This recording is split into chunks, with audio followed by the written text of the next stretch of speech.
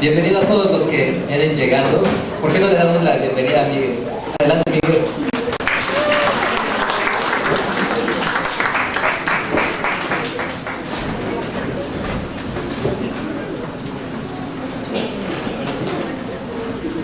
Sí me gustó a capela, ya se me hace que a Neto le vamos a dar vacaciones. No, no es cierto. Estoy bromeando. No, Roberto, te agarré porque...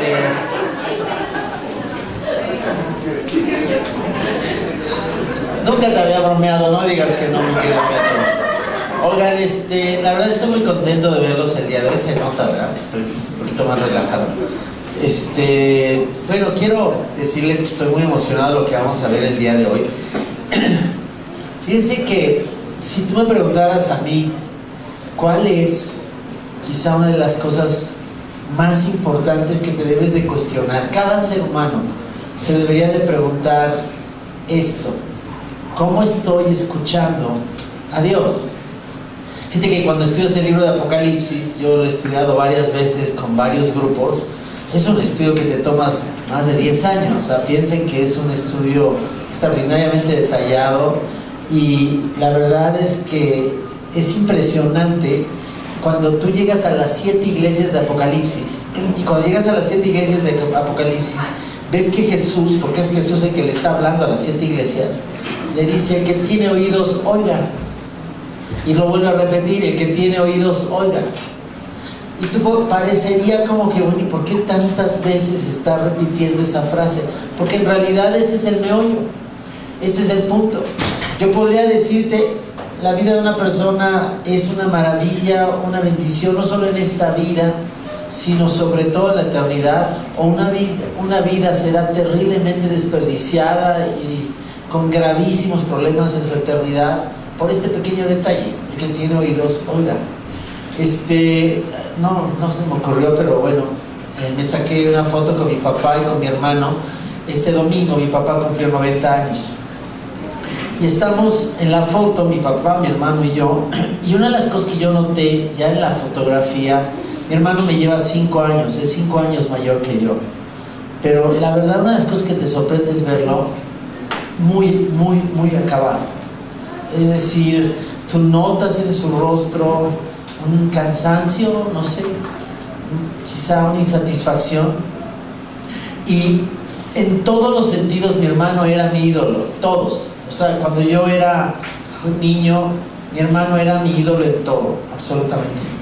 Hasta que en un momento determinado, en 1978, febrero de 1978, los dos llegamos a un mismo lugar, con diferencia de un día. A mi hermano le invitaron a escuchar el Evangelio un jueves, y a mí me invitaron a escuchar el Evangelio un viernes. Mi hermano dijo no el jueves, yo dije sí el viernes. Y ahí nuestras vidas tomaron un rumbo totalmente diferente. Ustedes saben que mi hermano se divorció 6 veces. De repente mi hermano está en la comida y le pregunta a Liz: ¿cuántos años llevas casado con él? Y le dice: vamos a cumplir 30, le dice mi esposa. Y yo creo que mi hermano, yo no entendí para qué lo preguntó, pero yo sé que a él le impresiona, porque mi vida es diferente, no porque soy mejor que él en nada, sino simplemente por una cosa: oír, escuchar. Esta foto que ves aquí es el mar de Galilea. Dios me permitió el privilegio de poder estar ahí.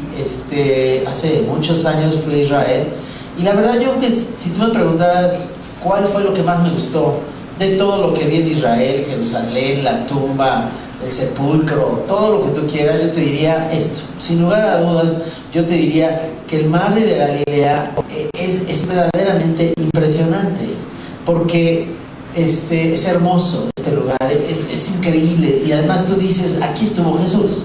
O sea, no sé en qué parte, aquí a la izquierda, a la derecha, un poquito más para allá o para acá, lo voy a regresar para que lo vean. Es increíble, es un lugar donde se respira una calma impresionante. Pero ahí Jesús un día, lo que él hizo fue, se sube a una barca. Al subirse a una barca, lo que él logra es que todas estas cientos de personas, quizá llegaban más de 1000, que están escuchando a Jesús, pueden oír sin problema, como si fuera una especie de teatro, como si fuera algo acústico, perfectamente calculado para que lo que él va a decir sea impresionante.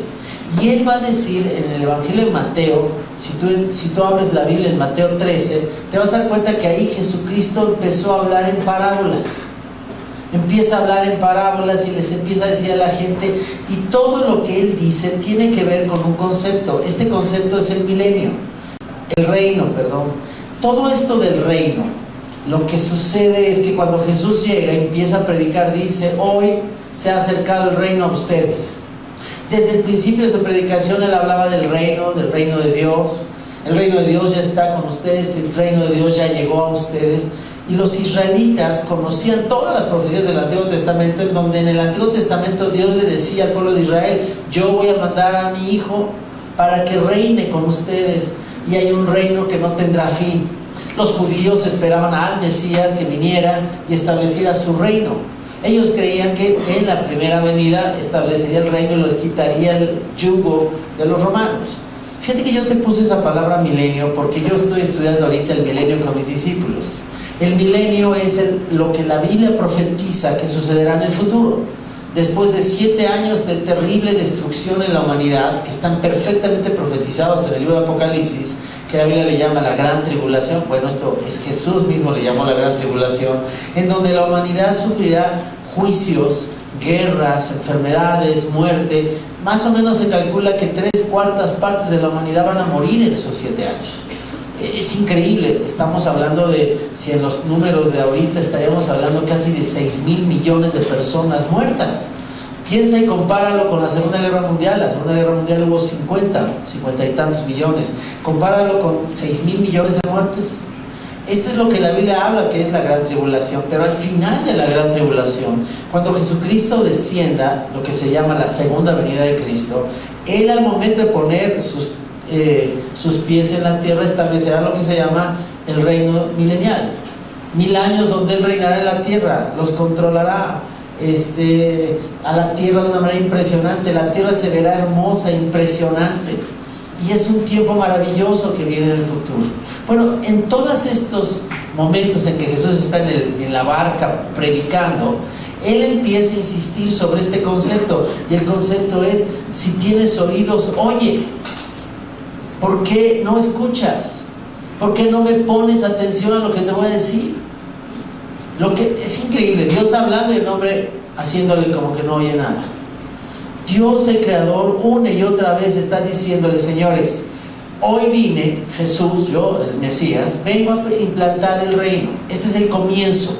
Con mi venida empieza, vamos a decir, esta instauración del reino. Claro, no será inmediato, han pasado 2000 años, pero dice: cuando yo venga, quiero que sepas que yo voy a actuar.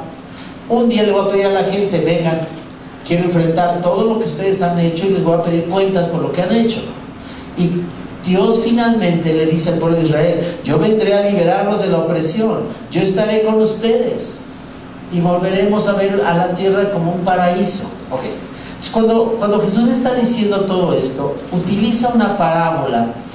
Las parábolas eran historias con lo que la gente estaba totalmente familiarizado. Cuando Él está hablando de un granjero sembrando semillas, la gente empezó a decir: ah, de eso sí entiendo.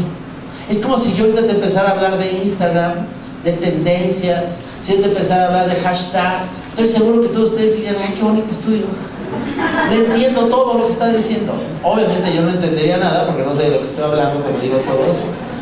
Pero la historia que contó, cuando la cuenta, no era lo que ellos esperaban. Fue una historia de fracaso y de éxito. Él empieza a decir: les voy a contar una historia. Llega un sembrador y empieza a hacer esto. Y en ese momento les dice: si tienen oídos, escuchen. Y Jesús quería que lucharan con esto que Él estaba diciendo, y que trataran de, en un momento dentro de su corazón, entendieran la gravedad de lo que Él les estaba diciendo, la importancia de lo que Él está diciendo. Quizá si tú me preguntaras a mí cuál es el pasaje más deprimente de toda la Biblia, ese que te voy a poner ahorita. Es el momento en la historia de Israel donde Israel una y otra vez desecha las advertencias de Dios de: arreglen su vida y transformen y cambien. No vivan así, si siguen así van a enfrentar un juicio. Finalmente, estamos hablando 600 años antes de Cristo, es decir, 2600 atrás en la historia, Nabucodonosor será enviado a destruir a Israel. Pero fíjate lo que dice en Segunda de Crónicas. Este pasaje de Segunda de Crónicas al final del libro dice: por amor a su pueblo y al lugar a donde habita, Israel, Jerusalén, el Señor Dios de sus antepasados con frecuencia les enviaba advertencias por medio de sus mensajeros. Pero ellos, los israelitas, se burlaban de los mensajeros de Dios, tenían en poco sus palabras y se mofaban de sus profetas. Por fin, el Señor desató su ira contra el pueblo y ya no hubo remedio. Esta frase, ya no hubo remedio, la escribió Dios. Es cuando llega y dice: es que ya no puedo. Les aviso, y les aviso, y les aviso, y les aviso. Reyes, profetas, sacerdotes, ninguno realmente tuvo éxito. Ahora, dice Jesús, ahora estoy yo. Imagínate él subido en una barca hablando en el mar de Galilea. Ahora soy yo el que estoy hablando. Ahora soy yo el que les estoy tratando de decir, pero increíblemente, aún así, ustedes no van a escuchar. Y eso es lo que hoy quiero que hagas. Quiero que te sientes hoy y escuches lo que Dios tiene que decir. Al igual que esas multitudes de las orillas del lago de ese día, nuestra tarea, y es también la misma tarea que hacemos cuando abres la Biblia y la lees, es escuchar, atender, pensar, resolver.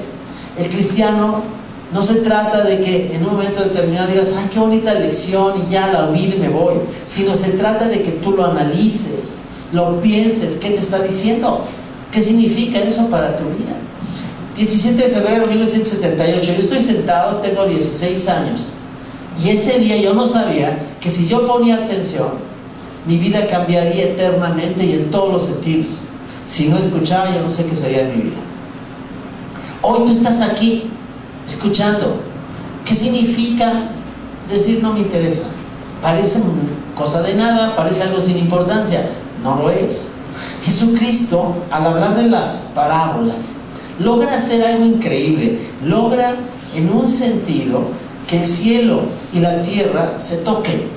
Es decir, aquellas verdades que Dios conoce en la eternidad, utilizando ejemplos mundanos de la vida diaria, Él logra que las personas alcancen a entender la importancia de ciertas cosas. Fíjate, Jesús era un extraordinario contador de historias. Dice un pasaje que cuando Jesús hablaba, la gente sentada decía: ay, viene lo bueno, va a contar una historia buenísima. No sabes qué historias cuenta este cuate. Era bueno para contar historias. Él usaba cosas ordinarias como lámparas, puertas, higueras, enredaderas, trigo, ovejas, cabras, todo, perlas, incluso semillas y tierra para explicar aguas. Entiende, aprende, ubica lo que puede pasar. Jesús hoy va a hablar de algo importantísimo: tu respuesta. Hoy va a hablar de que puede haber varios tipos de respuesta cuando tú escuchas la voz de Dios. A veces utilizó, por ejemplo, la historia de un hijo pródigo que deja a su padre, o un novio, o un ladrón. Todas esas personas escuchaban este tipo de cosas y algunos entendían la importancia, otros no. Déjenme ponerte un ejemplo brevemente. Moisés iba caminando, yo creo que caminando por un lugar donde ya varias personas habían pasado, y de repente voltea y ve algo, ve una zarza ardiendo, pero que no se consumía. Yo casi estoy seguro que hubo personas que caminando agarraban y decían: mira, qué chistoso, una zarza no se quema, bueno, vámonos, y se seguían de largo. Dice la Biblia que Moisés, cuando vio eso, se quitó las sandalias y entendió que algo muy importante estaba pasando.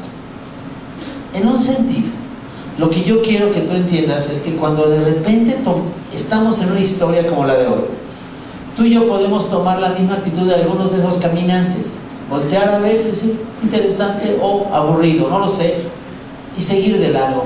Algunos se van a sentar, algunos lo van a considerar, y algunos van a pensar: a ver, ¿cómo estoy reaccionando ante las cosas que Dios dice? Lo que vamos a ver el día de hoy es la parábola del sembrador. Se va a hacer una ilustración agrícola. Él está hablando a una sociedad predominantemente agrícola.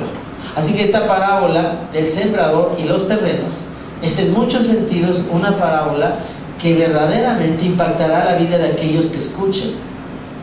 Jesús le va a decir de una manera tan simple y tan sencilla como para que todos entendamos.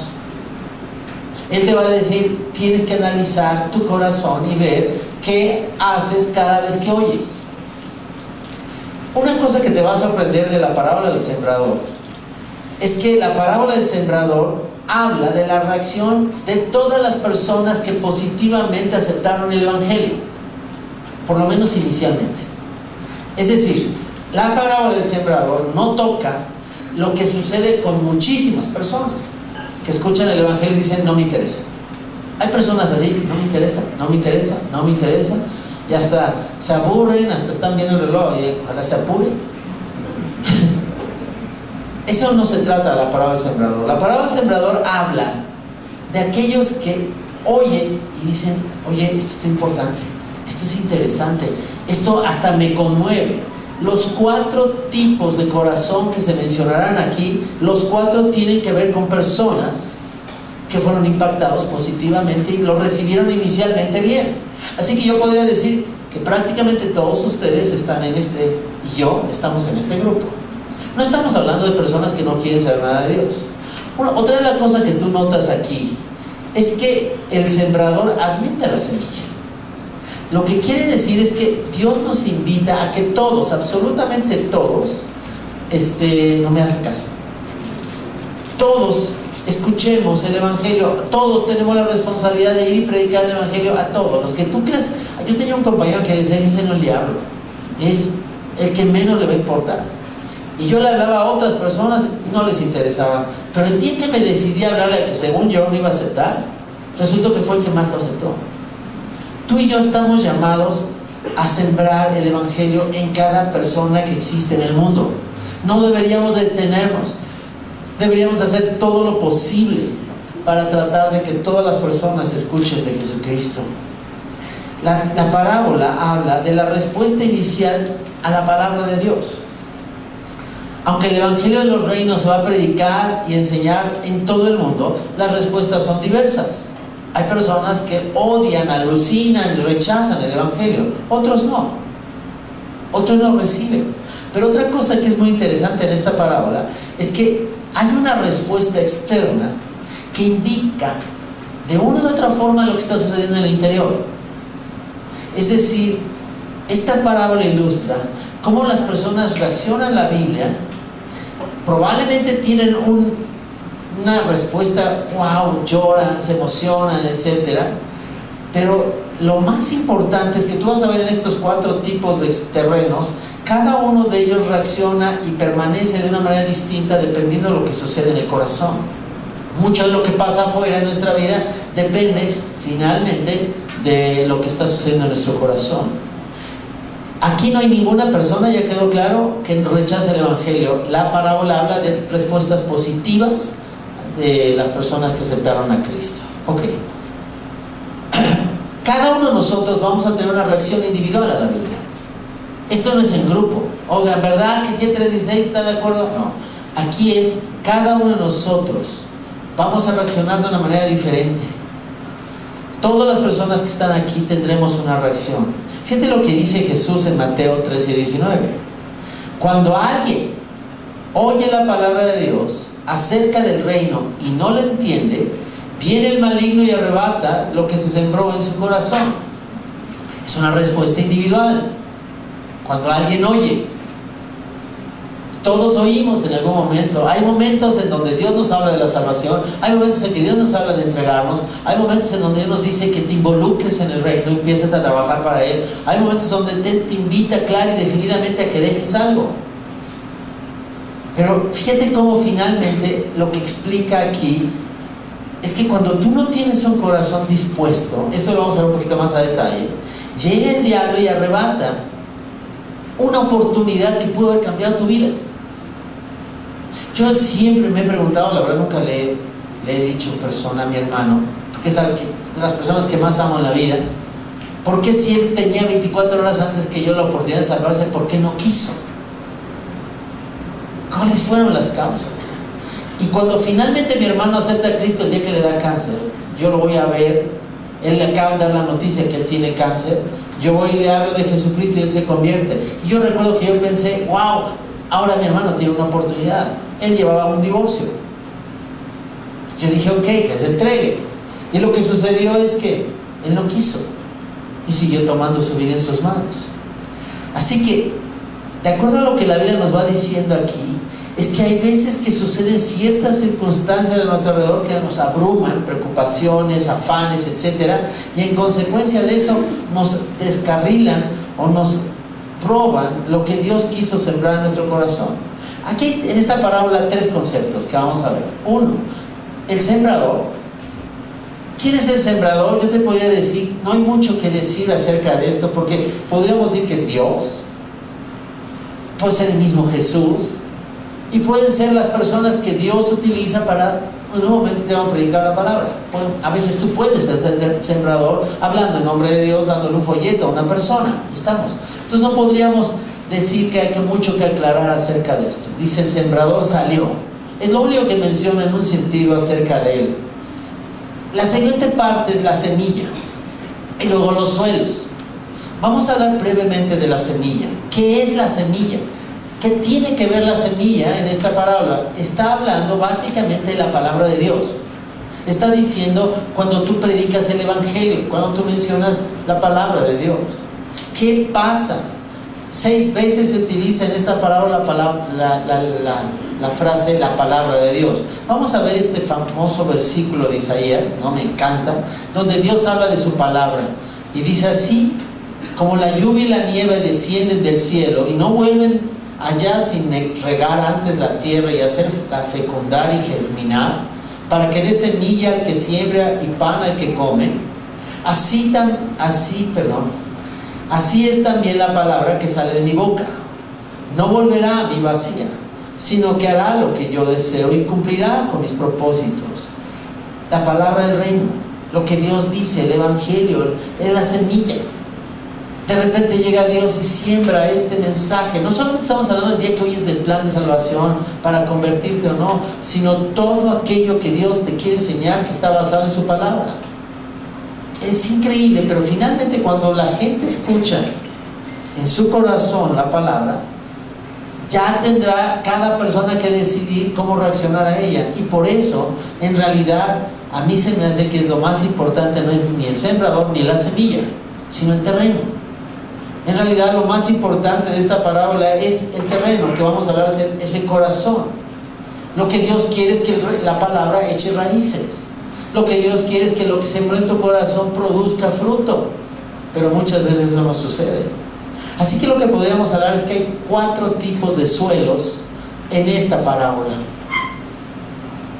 Hablaremos de un terreno fértil, suave, propicio, otro duro, otro lleno de piedras y otro lleno de espinas. A mucha gente se le llama a esta parábola la parábola del sembrador y las semillas. Yo creo que deberíamos de llamarle de una manera diferente, porque finalmente yo creo que lo que deberíamos de llamarla a esta parábola es la parábola de las superficies, o la parábola de los terrenos, o la parábola del corazón humano. Y la pregunta que Dios te va a decir: siéntate y piensa, tú que estás sentado ahí en la ribera, a las orillas del Galilea, del mar de Galilea, ¿qué de estos terrenos es tu corazón? El foco principal no está en el sembrador, está en los terrenos. Así que es muy importante que tú y yo pensemos qué sucede cuando Dios pone algo en mi corazón, cómo reacciono. Nos enseña que Jesús muchas veces vio y le habló a la gente, y la gente lo respondía a veces favorablemente y otros no. Unos momentáneamente estaban fascinados, pero al rato se iban. Lo primordial que tú y yo tenemos que hacer, nosotros que predicamos el evangelio, yo y tú que le estamos hablando a las personas de Jesucristo, es en sembrar.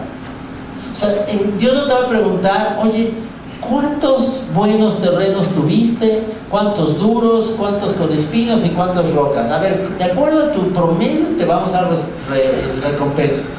No. Yo te voy a preguntar: ¿cuántas veces tú fuiste fiel para sembrar?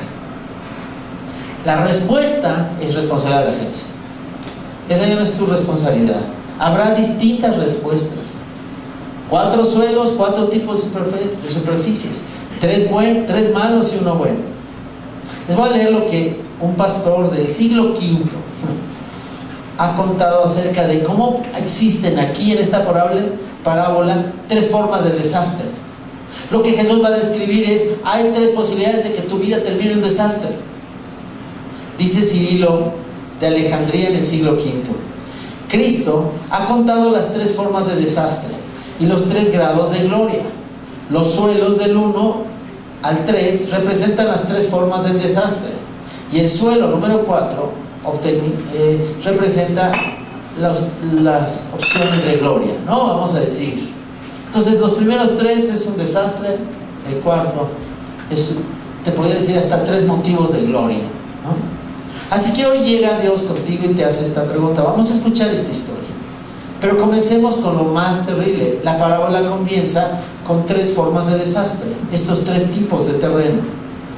Tú y yo tenemos que pensar si existe este tipo de corazón en nosotros: duro, superficial o con autocomplacencia. ¿Cuál de los 3? ¿Un corazón duro, un corazón superficial o un corazón estrangulado por las afanes de esta vida? ¿Cuál de los 3? Porque si estoy en uno de esos 3, finalmente mi vida va a acabar muy mal. El primer terreno, Jesús comienza diciendo: el sembrador salió a sembrar. Así comienza. Y lo primero que menciona es el corazón duro. Fíjate que es el camino, es el camino, y cuando la gente va caminando sobre tierra, cada vez hace más duro el terreno. Digamos, hay una gran diferencia sobre la vereda y sobre la tierra que está a un lado. La tierra que está a un lado está blanda. La tierra donde han pasado cientos y cientos de personas y de caballos, etcétera, se va haciendo duro cada pisada. Por lo tanto, que cuando un sembrador está aventando la semilla, algunas caen en buen terreno, otras caen en el camino. Y cuando caen junto al camino, ¿qué pasa? Dice Jesús: los pájaros llegan y se la comen. Entonces, vamos a ver cómo describe Jesús a los que caen junto al camino. Dice Mateo 13:4: mientras el sembrador sale, dice, iba esparciendo la semilla. Una parte cayó junto al camino, y llegaron los pájaros y se la comieron. Así dice. Un poquito más adelante lo va a explicar Jesús. Pisoteado durante años, este terreno es duro. Hay ciertas cosas, no sé cuánto me va a dar tiempo hoy de hablar, que hace que un corazón sea duro, que hace que una persona no reciba tan claramente y tan profundamente la palabra de Dios. Casi me podía preguntar: ¿qué endurece el corazón del ser humano? Y sabes que la Biblia es muy clara: entre más el hombre peca, su corazón más endurece. El pecado endurece el corazón, y el corazón es como un círculo vicioso, y el corazón endurecido peca más, y al pecar más se endurece más, y al endurecer puedo pecar más mal, y cada vez voy haciendo cosas más terribles. Sábado antepasado hablé de la pornografía. Déjenme darles un pequeño algo que yo me impactó en esa plática. La pornografía es diferente a otras adicciones. En la adicción de la droga, en la adicción del alcohol, tú siempre quieres más, tu cuerpo quiere más. En la pornografía, cuando ves pornografía, llega un momento en que ver más no te sirve, te frustra. No es la cantidad de pornografía lo que estás buscando, porque lo que pasa es que de repente quieres diferente. Ya no quieres más, quieres algo diferente. Empiezas viendo sexo heterosexual, te excita, te emociona. De repente ya no te emociona. Voy a buscar algo más complicado, voy a buscar sexo lésbico o etcétera. Entonces me emociona, me excito, etcétera.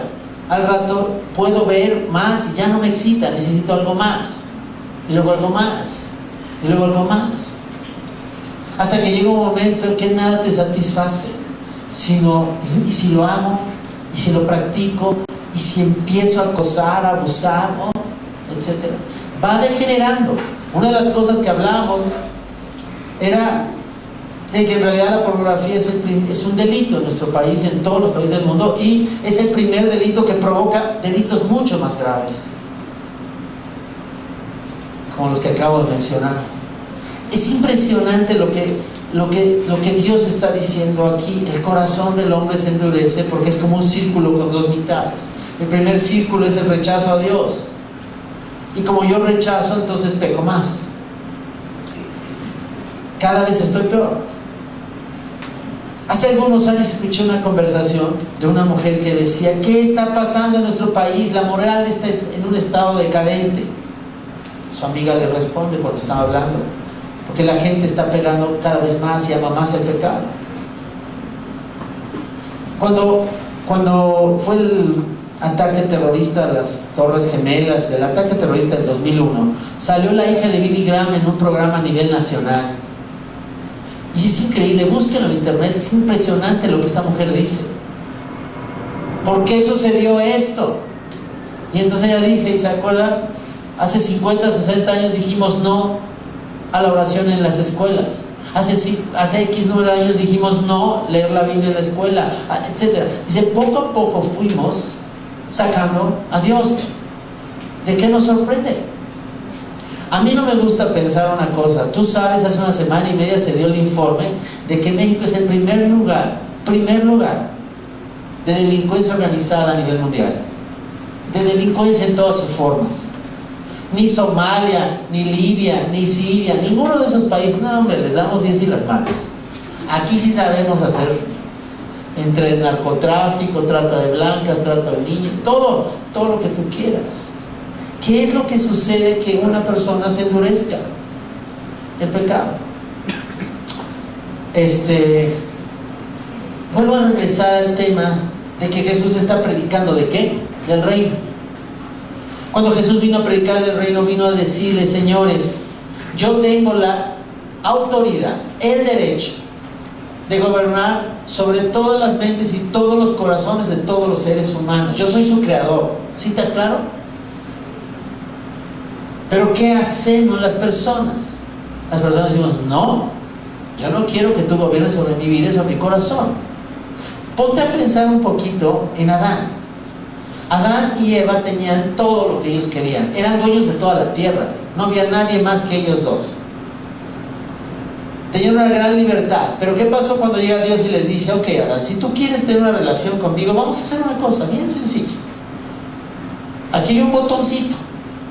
Ya sé que no era un botón, pero lo voy a poner más ejemplo para nuestro siglo XXI. Aquí hay un botoncito. Tú puedes agarrar todo lo que quieras del universo. Todo es tuyo. Pero no agarres este botón. Adán se quedó viendo y dijo: ¿ese botón? Sí, este botón. Nada, no lo toques. Okay. No lo aprietes. ¿Qué fue lo que hizo el hombre? ¿Sí está claro, Dios? No quiero lo que tú quieres. Yo quiero ser mi propio Dios. Yo quiero tener el control de mi vida. Adán peca, Eva peca y cae la muerte y la rebelión a todos nosotros. De repente llega 2000 de años después Jesús a la tierra y les dice: señores, yo soy el rey. Yo vengo a gobernar. Ahorita vengo a morir por ustedes, pero dentro de X número de años vendré a gobernar.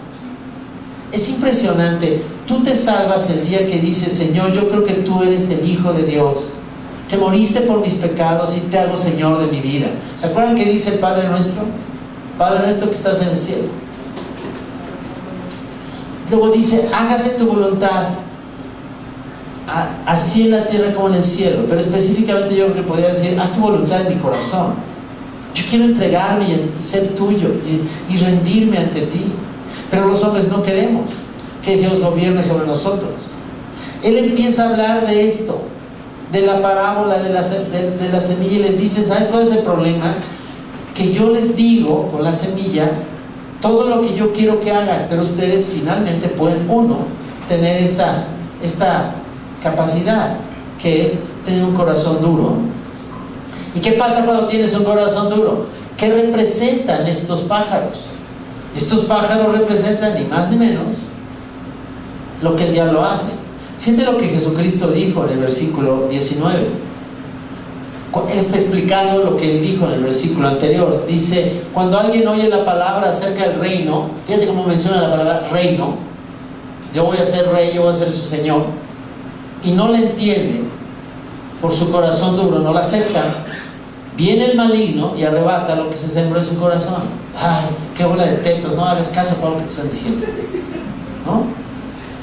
Es impresionante, viene y la arrebata lo que se ha sembrado. ¿Por qué puede Satanás arrebatar la semilla? Porque se mantuvo sobre un corazón terreno duro.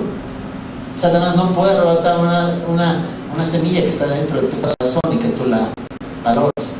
Ese es el primer terreno. Pero luego dice Jesús, vamos a hablar del segundo terreno. El segundo terreno es diferente. Si te fijas en la foto, la paré para que vieran, perdón, nomás quiero, si quieres yo lo hago. Es un corazón lleno de rocas, de tal forma que la semilla cuando cae, pues a lo mejor cae en un cachitito de tierra y empieza a germinar, pero no tiene suficiente tierra abajo porque hay una roca debajo. ¿Cómo le llama Jesús o de qué está describiendo ahí? Él está describiendo ya no un corazón duro, él está describiendo un corazón superficial, poco profundo. Vamos a ver lo que dice Mateo 13 del 5 al 6. Otra parte cayó en terreno pedregoso, sin mucha tierra. Esa semilla brotó pronto porque la tierra no era profunda. Pero cuando salió el sol, las plantas se marchitaron y por no tener raíz se secaron. El sol sale y agobia y cansa y destruye finalmente. Hay poca profundidad. A veces una de las cosas que sucede es todo lo que nos preocupa y nos afana en esta vida. Hay demasiadas cosas a nuestro alrededor, hay demasiadas cosas que nos importan. Vamos a ver cómo lo explica Jesús. Mateo 13 del 20 al 21.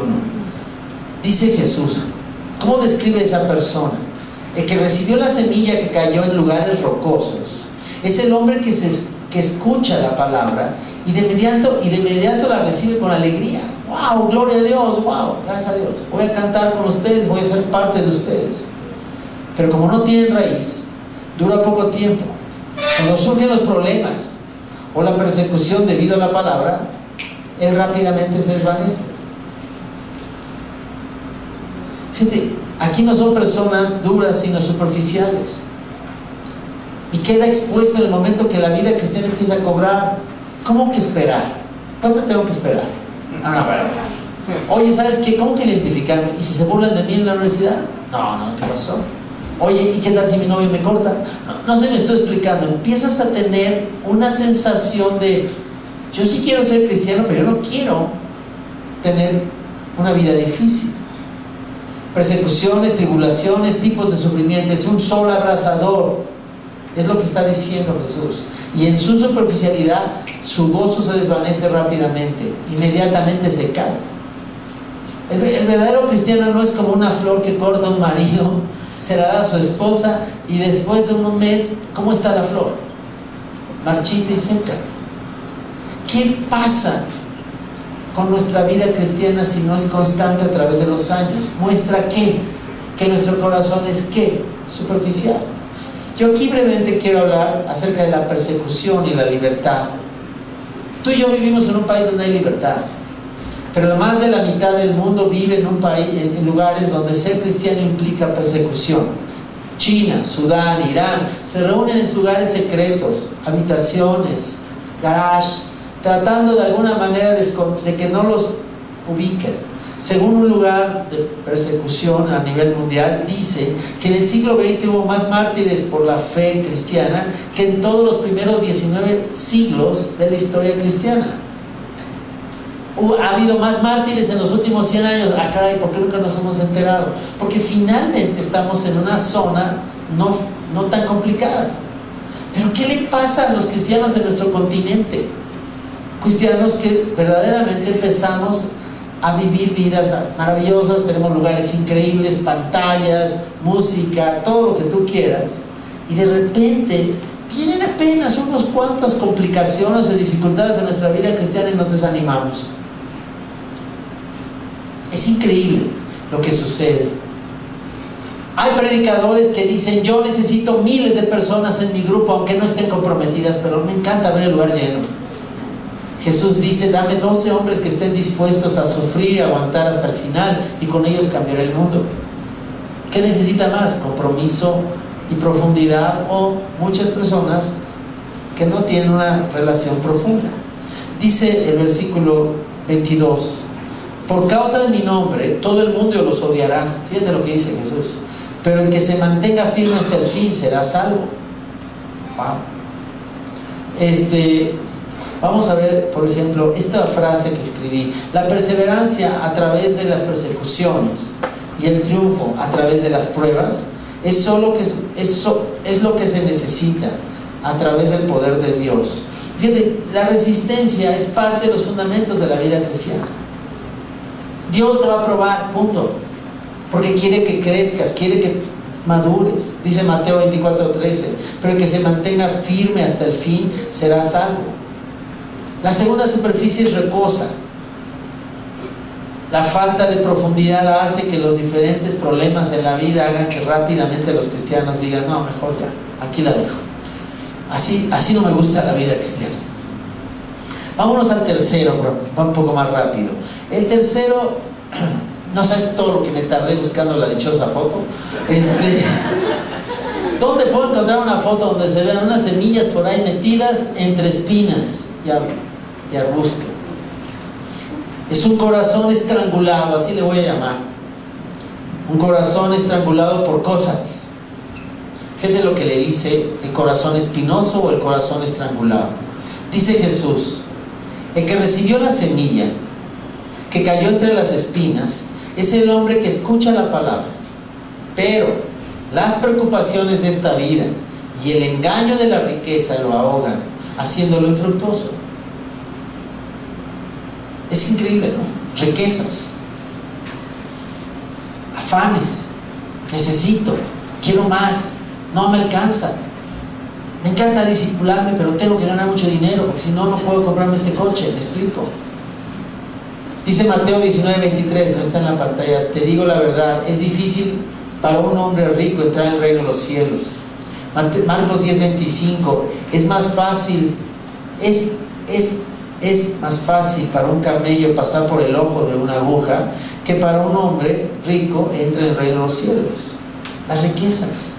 Jesús dijo, no puedes servir a dos señores, a Dios y a las riquezas. Los hombres tienen, dice, raíz de todos los males es el amor al dinero.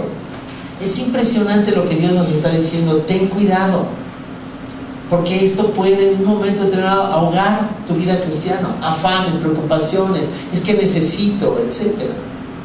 Hay veces que decimos, me encanta, pero ahorita necesito otras cosas, así que primero pensaré en esto y luego ya más grande me entregaré a Cristo. ¿Qué es una espina? ¿De qué habla? ¿De qué está hablando? Una espina es los afanes o preocupaciones de la vida, y otra podría ser el atractivo o el engaño de las riquezas. Menciona dos Jesús. Una es todo aquello que nos preocupa en esta vida, necesito, tengo, quiero, etc. Y otra cosa es el dinero.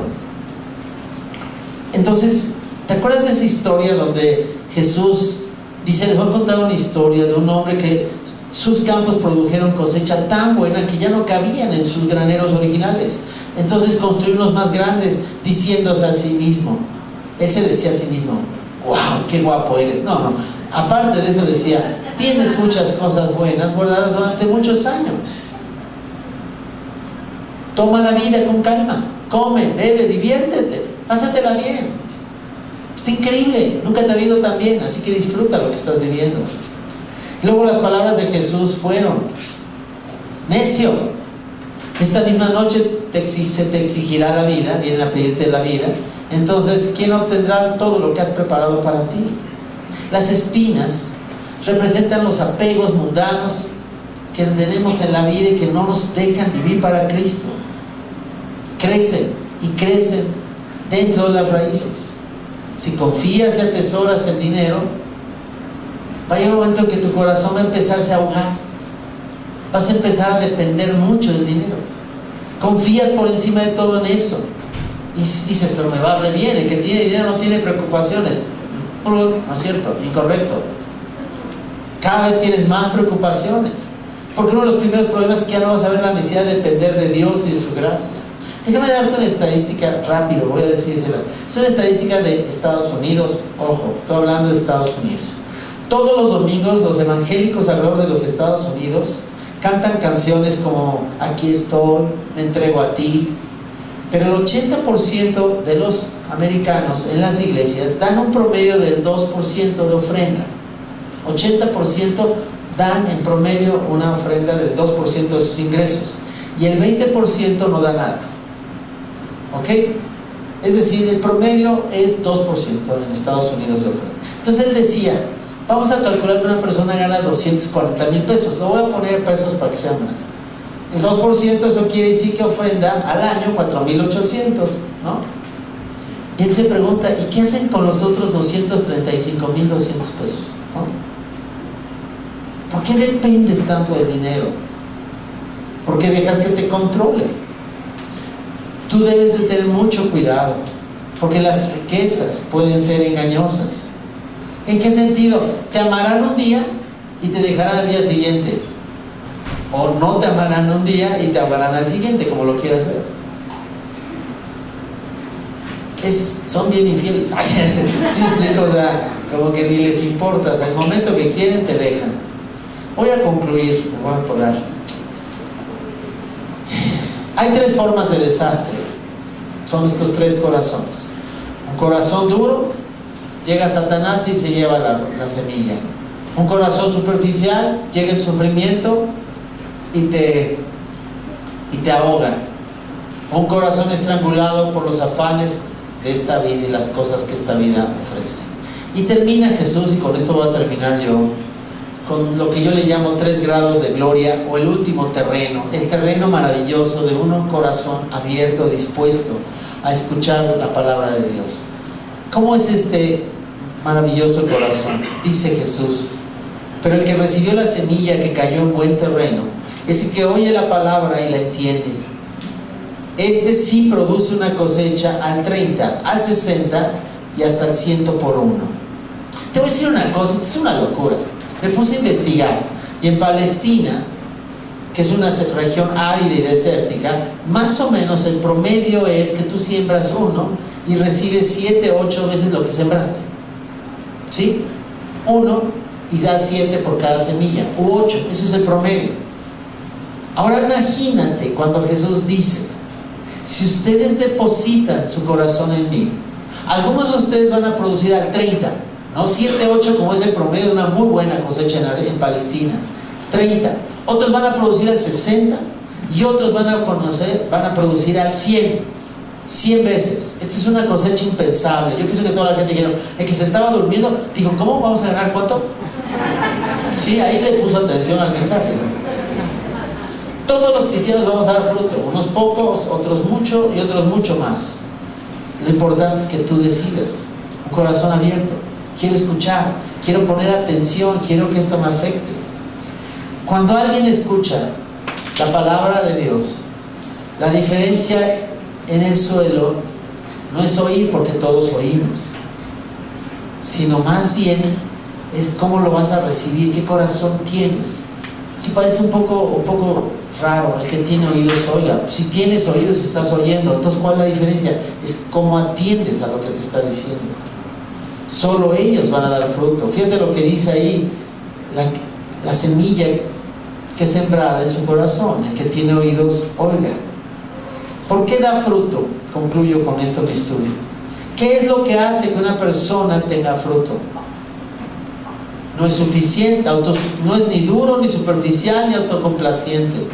¿Qué es lo que hace? ¿Qué es la diferencia para que una persona escuche? Santiago decía, sé no solamente un oidor de la Biblia, sino aprende a ser un hacedor de la Biblia. ¿Te acuerdas cuando dice esto? El que escucha la palabra pero no la pone en práctica es como el que se mira en un rostro, en un espejo. Cuando tú empiezas a oír, dicen, oye, hoy dijeron algo, yo voy a responder. Yo quiero escuchar lo que se está diciendo. Dios quiere darte una vida maravillosa. Yo hoy pienso, mi papá se convirtió conmigo, mi mamá se convirtió conmigo, mi hermano, mi familia, mis tías. Dios empezó a bendecir mi familia. Mis papás eran alcohólicos, dejaron de tomar alcohol. Dios empezó a cambiar la vida de todas las personas. ¿Qué es lo que muestra que una persona es un discípulo? Que tiene fruto. La cosecha es impresionante. Muchas personas empiezan a ser bendecidas por tu vida. Esa es la verdadera obra de una persona que recibe en su corazón. Y concluyo con este versículo. Es Jesús. ¿Te acuerdas cuando Él dijo: yo soy la vid y ustedes son las ramas? El que permanece en mí como yo en Él, dará mucho fruto. Separados de mí no pueden ustedes hacer nada. El que no permanece en mí es desechado y se seca, como las ramas que se recogen, se arrojan en el fuego y se queman. Si permanecen en mí, mis palabras permanecen en ustedes, en un corazón dispuesto, pidan lo que quieran y se les concederá. Mi Padre es glorificado cuando ustedes dan mucho fruto. Mi Padre es glorificado cuando ustedes dan mucho fruto y muestran así. No le termines, yo le iba a hacerme para atrás. Perdón, vete para atrás. La última nada más, gracias. Yo quiero despedirles antes de que oremos, que te preguntes, ¿qué es lo que hace la diferencia? Todos estamos oyendo. ¿Por qué unos pueden producir frutos? Una para atrás. Ahí nada más, gracias. ¿Por qué algunos tienen mucho fruto y otros no? La diferencia, creo, está en gran parte en la respuesta del corazón. ¿Cómo estás? A lo mejor lleva Dios diciéndote: oye, Miguel, si tú, Miguel, no el otro, tú, Miguel, te estoy hablando, haz esto. Y yo como que, luego Dios, sí, claro, está padre, soy simpatizante, me cae bien el pastor ahí, ¿no? Wow. Pero llega un momento que Dios te va a preguntar: ¿y? Si tú vienes por primera vez, yo quiero pedirte un favor.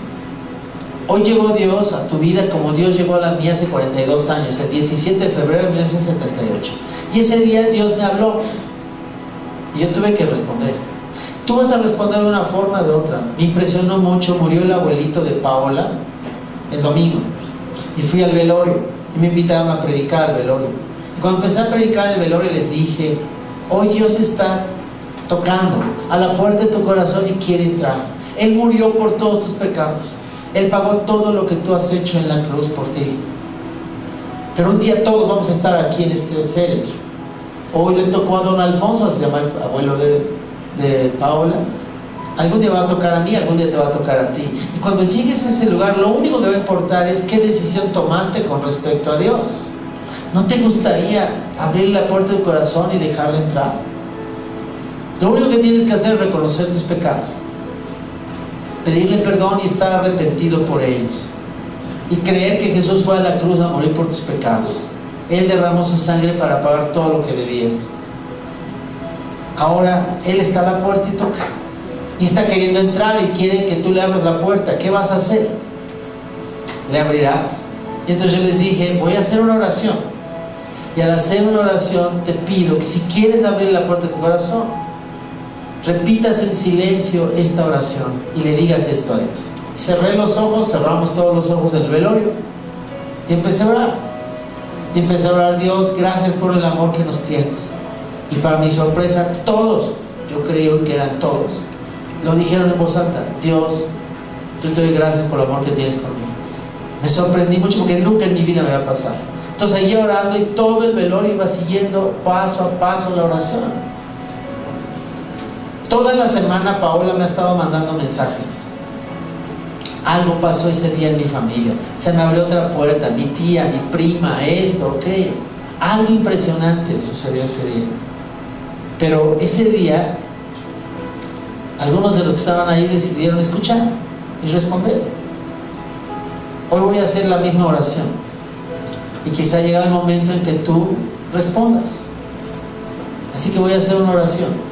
Y si alguien quiere hacerlo, repítalo, o en silencio o en voz alta, como quieran. Y Dios va a oír su corazón y su oración, y Él va a entrar a su corazón. Vamos a cerrar los ojos. Yo voy a orar en voz alta y tú, si quieres, dile esto a Dios. Dios, muchas gracias por el inmenso amor que tú tienes por mí. Jamás imaginé que mi vida fuera tan valiosa delante de tus ojos. Pero hoy entiendo y creo que por tu amor mandaste a tu Hijo Jesucristo a morir en la cruz por mis pecados. Él fue castigado por todo lo equivocado que yo he hecho. Su sangre fue derramada para pagar el precio de mis pecados. Por eso esta noche yo te quiero pedir perdón por mis pecados y decirte que estoy arrepentido. Quiero que cambies mi vida, pero también creo en lo que tú hiciste por mí en la cruz. Así que recibo la salvación que tú compraste con la sangre de tu Hijo y la recibo como me la ofreces, como un regalo. Ahora voy a la puerta de mi corazón y en la puerta de mi corazón te abro la puerta y te invito a que entres a mi vida. Hoy he decidido escuchar tu palabra y responder en mi corazón. Por eso te pido que entres a mí. Gracias porque ya entraste, porque me salvaste y me perdonaste. Y esto no depende de mis obras, sino depende exclusivamente de lo que tú hiciste por mí en la cruz. Te doy gracias en el nombre del Señor Jesucristo. Amén. Y ahora vamos a orar todos. Gracias Dios por este estudio. Gracias Dios porque ese día en el mar de Galilea tú nos enseñaste algo impresionante. La importancia de meditar cuál está siendo la respuesta que tiene nuestro corazón a las cosas que tú nos dices. Guárdanos Dios de 3 tipos de desastre: un corazón duro, un corazón superficial o un corazón estrangulado por los afanes de la vida. Por favor Dios, danos ese corazón que oiga y escuche y obedezca lo que nos pides. Gracias por tantos jóvenes que vinieron hoy, porque me puedo imaginar lo que puedes hacer en este país y en esta generación con todos estos jóvenes. Te entregamos nuestra vida y te amamos y te glorificaremos todos los días de nuestra vida. Todo esto Dios te lo pedimos en el nombre de Jesucristo. Amén. Perdónenme que me tardé un poco, pero valía la pena. Era un mensaje importante. Probablemente las próximas semanas seguiré con las parábolas para que vayamos viendo todo lo que Dios, no vamos a ver todas, pero quizá las más interesantes. Que Dios les bendiga. Gracias.